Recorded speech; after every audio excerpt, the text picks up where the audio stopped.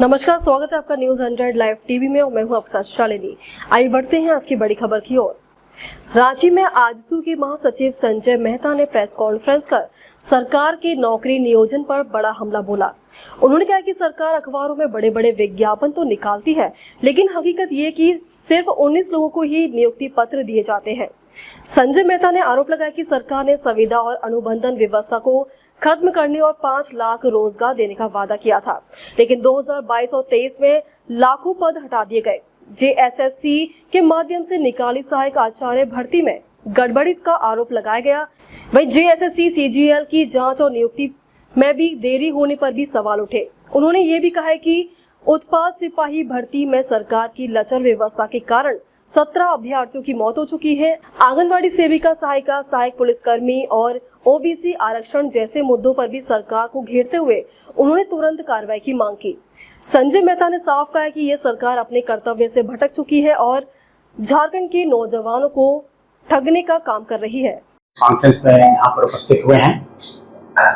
आज का ये प्रेस कॉन्फ्रेंस सरकार के नौकरी नियोजन और नियुक्ति के सवाल को लेकर के है। कल की तारीख में नगरपालिका सेवा संवर्ग के 19 अभ्यर्थियों को सरकार ने नियुक्ति पत्र दिया और नियुक्ति पत्र देने के बाद सरकार ने अपनी पीठ को इस तरीके से थपथपाया है जैसे लग रहा है कि सरकार कोई नौकरी की बहार लेकर के आई है और नौकरियों की बौछार लेकर के आई है। 19 लोगों को नियुक्ति पत्र देने के लिए सरकार अखबारों में बड़े बड़े विज्ञापन देती है, बड़े पोस्टर लगाती है, बड़े बैनर लगाती है, बड़े इवेंट का आयोजन करती है और 19 लोगों को नियुक्ति पत्र देने के लिए 19 करोड़ रुपए खर्च करती है। मैं ये एक सांकेतिक बात कह रहा हूं, उससे ज्यादा भी खर्च हो सकता है। सवाल ये है कि सरकार को आंकड़ों पर गौर करना चाहिए कि सरकार किस तरीके से फेल हुई है। सरकार का जब पहला कार्यकाल था तो ये कहा गया था कि हम प्रत्येक साल 5 लाख रोजगार देंगे और रोजगार नहीं दे पाए तो बेरोजगारी भत्ता देंगे। सरकार ने यह वादा किया था कि हम संविदा और अनुबंध शब्द को समाप्त करते हुए सबको सरकारी नौकरी देंगे। सरकार इसमें भी फेल हो गई। सरकार का जब दूसरा कार्यकाल आया तो सरकार ने कहा था कि हम 5 लाख रोजगार देंगे और पूरे 5 साल के कार्यकाल में लगभग 10 लाख रोजगार देंगे और 1 साल में उन्होंने कहा था कि हम कम से कम 1 लाख रोजगार देंगे।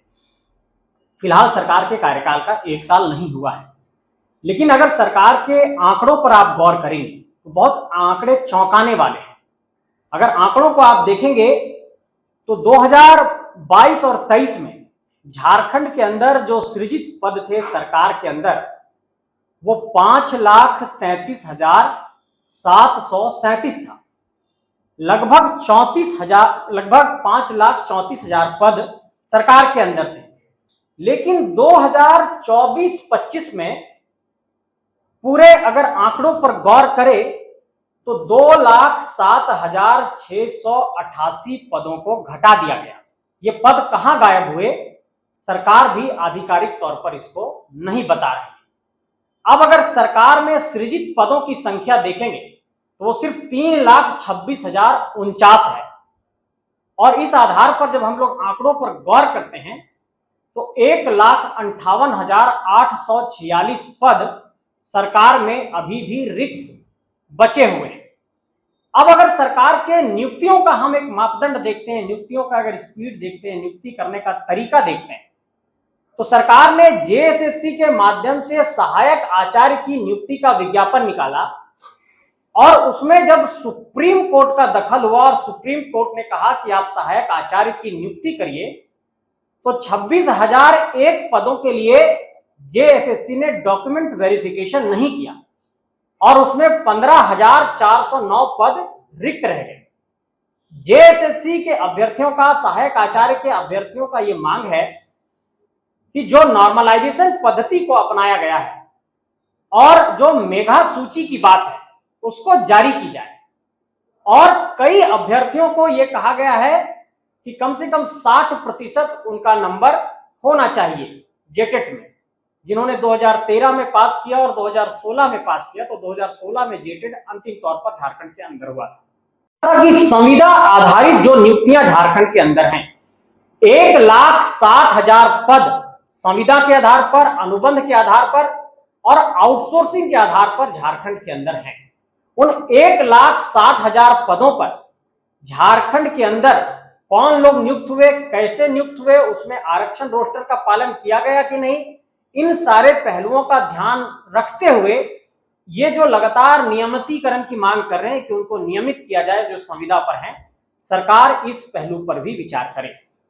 एक बड़ा पहलू सामने आया है आंगनबाड़ी की सेविका और सहायिका का, वो भी अपने रोजगार को लेकर के बहुत गंभीर हैं और उनके भी बिंदुओं को सुना जाना चाहिए, उनकी भी समस्याओं को सुना जाना चाहिए, क्योंकि आंगनबाड़ी की दीदी लोग भी सड़क पर है। जेपीएससी ने बहुत दबाव के बाद एक कैलेंडर जारी किया है 9 परीक्षाओं का, लेकिन जेपीएससी के एक बहुत महत्वपूर्ण पहलू पर हम ध्यान आकृष्ट कराना चाहते हैं कि 7वीं से 10वीं जेपीएससी के बीच 39 डीएसपी की नियुक्ति की गई और ये 39 डीएसपी का प्रशिक्षण पूरा हो गया, प्रोबेशन पूरा हो गया और झारखंड के अंदर लॉ एंड ऑर्डर की हालत खराब है, उसके बावजूद भी पदस्थापन उनको अब तक नहीं दिया गया है। अब आते हैं सहायक पुलिसकर्मियों पर। सहायक पुलिसकर्मी लगातार अपनी मांग को लेकर के आंदोलनरत थे। 1 साल के लिए उनके अनुबंध की अवधि को बढ़ाया गया है, लेकिन सहायक पुलिसकर्मियों ने यह कहा है कि हमें समायोजित किया जाए और समान कार्य के लिए समान वेतन दिया जाए। तो सहायक पुलिसकर्मियों के मांग पर भी सरकार विचार करे। अब अगर झारखंड के अंदर हम ये देखते हैं, चाहे वो सहायक आचार्य हो, चाहे वो संविदा की नियुक्ति हो, चाहे आउटसोर्सिंग की नियुक्ति हो, चाहे जेएसएससी की नियुक्ति हो, चाहे जेपीएससी की नियुक्ति हो, उस पर सरकार हर जगह लेट लतीफी कर रही है और कोई भी काम सरकार अपने विवेक से नहीं कर रही है। सरकार हर काम को हाईकोर्ट के फटकार के बाद कर रही है।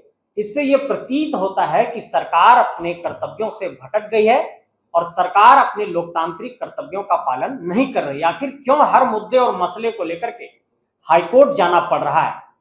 आज झारखंड के जो बेरोजगार नौजवान हैं, उन बेरोजगार नौजवानों को लेकर के सरकार की गंभीरता नहीं है। ये जो 1,58,846 रिक्त पद हैं, उन पदों पर नियुक्ति कब होगी, कैसे होगी, परीक्षा कब होगा, परिणाम कब जारी होगा, उनको कब नियुक्त किया जाएगा, नियुक्ति पत्र कब दिया जाएगा, इस पर सरकार स्पष्टता के साथ जवाब दे। सरकार झारखंड के नौजवानों को ठगने का कार्य ना करे। कैसे नियुक्ति प्रक्रिया में शामिल होंगे? 9 सालों से जेटेट का आयोजन नहीं किया जाना यहाँ के नौजवानों की प्रतिभा का एक तरीके से दोहन है, उनका कत्ल है, उनकी प्रतिभा को दफन किया जा रहा है। तो सरकार से ये आग्रह है कि जेटेट का आयोजन समय से कराएं। सरकार ने जेट का नोटिफिकेशन निकाला है, झारखंड पात्रता परीक्षा का। झारखंड पात्रता परीक्षा में कई ऐसे सब्जेक्ट को शामिल किया गया है, जैसे स्पेनिश है, जर्मन है, जिन विषयों की पढ़ाई झारखंड के अंदर नहीं होती। अगर इसको शामिल किया, इस पर हमारी कोई बहुत विशेष आपत्ति नहीं है, लेकिन जिन विषयों की पढ़ाई झारखंड के अंदर होती है, माइक्रोबायोलॉजी, बायोटेक्नोलॉजी, फाइन आर्ट्स, ऐसे जो तमाम सब्जेक्ट हैं, फिजिकल एजुकेशन, इसको झारखंड पात्रता परीक्षा के नोटिफिकेशन में शामिल नहीं किया गया है। तो इसको भी सरकार अपने नोटिफिकेशन में शामिल करे, ये भी हम सरकार से अनुरोध करना चाहते हैं और ये उनसे कहना चाहते हैं। अंत में मीडिया के साथियों को यही कहना चाहते हैं कि झारखंड की सरकार नौकरी के मसले पर नौजवानों को, झारखंड के युवा पीढ़ी को ठगना बंद करे और सरकार यह स्पष्ट करे कि कैसे वो निजी क्षेत्र में आरक्षण देगी, कैसे वो आउटसोर्सिंग में आरक्षण देगी और कैसे वो 1,58,846 रिक्त पदों पर नियुक्तियां करेगी। एक बड़ा सवाल आउटसोर्सिंग को लेकर के ये सामने आया है कि सरकार के सभी विभागों में आउटसोर्सिंग एजेंसियों को रख दिया गया है और ये एजेंसी मनमाने तरीके से नियुक्ति कर रहे हैं और उन नियुक्तियों में आरक्षण रोस्टर का पालन नहीं किया जा रहा है। तो क्या सरकार अपने कर्मियों की नियुक्ति ठेकेदारी प्रथा से करेगी? क्योंकि सरकार ने यह वादा किया था कि संविदा और अनुबंध शब्द को हम समाप्त करते हुए सीधे सरकारी नौकरी देंगे। तो फिर सरकार ये ठेकेदारी प्रथा के माध्यम से क्यों नौकरी दे रही है या फिर क्यों ठेकेदारी प्रथा को बढ़ावा दे रही है? सरकार किसी भी नियुक्ति प्रक्रिया में ओबीसी को 27% का रिजर्वेशन नहीं दे रही है और सरकार ने कहा था कि हम ओबीसी को रिजर्वेशन देंगे। सरकार ने कहा था कि स्थानीयता के आधार पर हम यहाँ पर नियुक्तियों को पूरा करेंगे, लेकिन वो भी नहीं कर पाई। सरकार ने कहा था कि 3rd और 4th ग्रेड की नौकरियों में स्थानीय लोगों को आरक्षण दिया जाएगा, वो भी नहीं हो पाया। सरकार ने कहा था कि विस्थापित क्षेत्रों में जो कंपनियां आई हैं, वहां पर विस्थापित क्षेत्र में जो कंपनियां स्थापित हुए हैं वो स्थानीय लोगों को नौकरी में मौका देगी, ये भी नहीं हो पाया। इन सारे पहलुओं पर सरकार से हम जवाब चाहते हैं और ये साफ तौर पर कहना चाहते हैं कि नौजवानों को सरकार नौकरी दे, नियुक्ति प्रक्रिया को समय पर पूरा करे, परिणाम समय पर जारी हो और समय पर नियुक्ति पत्र यहाँ के नौजवानों को, युवा पीढ़ी को दिया जाए। एक बड़ा मसला कंप्यूटर शिक्षकों को लेकर के भी है। उनकी मांग भी लगातार ये रही है कि हमारी भी नियुक्ति प्रक्रिया को जल्द पूरा किया जाए। उनकी भी नियुक्ति प्रक्रिया अब तक पूरी नहीं हो पाई है। तो जो कंप्यूटर के शिक्षक हैं उनको भी नियुक्ति प्रक्रिया में पूर्ण करते हुए उनको भी नौकरी दिया जाए। इन सारे सवालों पर आज आजसू पार्टी सरकार से जवाब चाहती है।